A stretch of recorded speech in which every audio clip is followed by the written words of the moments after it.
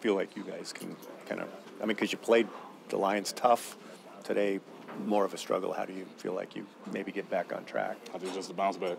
This team is mentally far beyond anything I've ever been a part of. So today, it was a failure. I think that's the only way you can, recognize it and can label it. It's not going to be like that. We're going to be better. This week, we're going to really attack it. We got the 49ers next. Great team, so it's time to be better. We have to step up. Jared, how do you process that? Because obviously you guys, Excuse me, sorry. Have that success today. It sucks. They put up almost 500 yards of total offense on us. They were able to run the ball, they were able to pass the ball, and that's just demoralizing when the team's able to do both on them. The biggest thing, though, is that's our fault. It was a lack of execution on our fault, myself included. Everybody across, the board. Everybody, just execution has to be better. Once we execute, I don't think anybody's gonna be able to mess with us.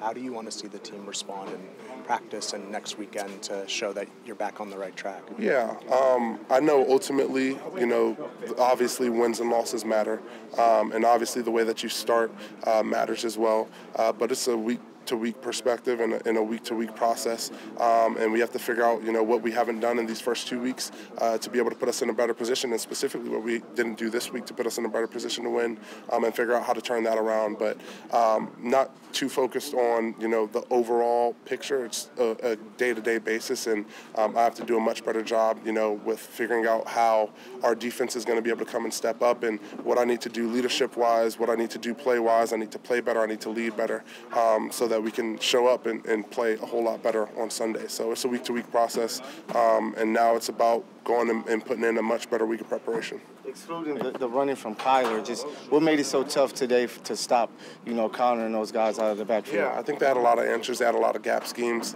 and we weren't doing a good enough job, whether that be from the D-line perspective on some of our wipe ops or holding the point. I know there's a couple times where I was doubled and I didn't stay on my feet, or where I wasn't able to expand and make gap and a half tackles. So ultimately it starts with me and how I play, and I didn't play good enough. It starts with me and how I lead, and I didn't lead good enough. I didn't put us in a good enough position, or lead us to a good enough position to be able to go out there and win. And so I'm going to take the ownership for that, and it's about how I prepare myself for this next week, how I help prepare these guys, and how we come together as a unit for this next week. Sean said there was nothing positive to be taken from today. Is that correct, or do you think that's maybe overstated? Yeah, ultimately, that's just not the way that we want to look, and that's not who we are. There's a couple of drives maybe where we showed who we are, but anytime a team gets basically 500 yards and you split that 250 on the ground and 250 in the pass, we're not doing something right. And so again, it's back to how do I make sure that I'm in the right position? How do I make sure, specifically with the defensive front, that we're in the right position, and as a defense, that my defense is in the right position to go out and to play way better in these games.